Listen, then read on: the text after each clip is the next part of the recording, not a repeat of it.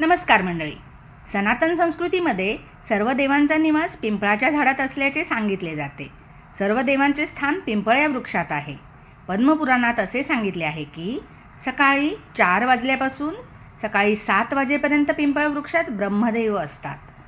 सकाळी 7 ते 10:30 पर्यंत पिंपळ वृक्षामध्ये विष्णुदेव असतात. सकाळी 10:30 ते दुपारी 12पर्यंत पिंपळ वृक्षामध्ये पितरांचे अस्तित्व असते. म्हणून तरी श्राद्ध पक्षात आपण पितरांना 10:30 ते 12 या वेळेमध्ये घास ठेवत असतो. 12 वाजल्यापासून 1:30 वाजेपर्यंत पिंपळ वृक्षामध्ये आहूत असतात. आहूत कोणाला म्हणतात बरं?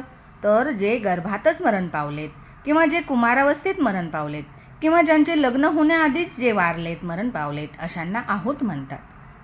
तर 1:30 वाजल्यानंतर पिंपळामध्ये प्रेतांचा वास असतो. त्यामुळे दुपारी पिंपळाच्या झाडाची प्रदक्षिणा घालू नये. संध्याकाळी 4 नंतर 7 वाजेपर्यंत पिंपळ वृक्षामध्ये शंकराचा वास असतो. म्हणून संध्याकाळी पण पिंपळाला प्रदक्षिणा घालू नये. शंकराला प्रदक्षिणा घातली जात नाही. संध्याकाळी 7 वाजल्यापासून 9 वाजेपर्यंत पिंपळ वृक्षामध्ये कुबेर देवांचा वास असतो आणि 9 वाजल्यानंतर पिंपळावर प्रेतांचा वास असतो. म्हणून पिंपळाला प्रदक्षिणा सकाळी 10 ते 10:30 पर्यंतच घालावी. पिंपळाची पूजा रविवारी करू नये, कारण दिवसभर पिंपळ वृक्षामध्ये रविवारी दरिद्रतेचा वास असतो. भगवान विष्णूंनी रविवार हा दिवस दरिद्रतेला पिंपळावर राहण्याचे वरदान दिलेले आहे दरिद्रतेला.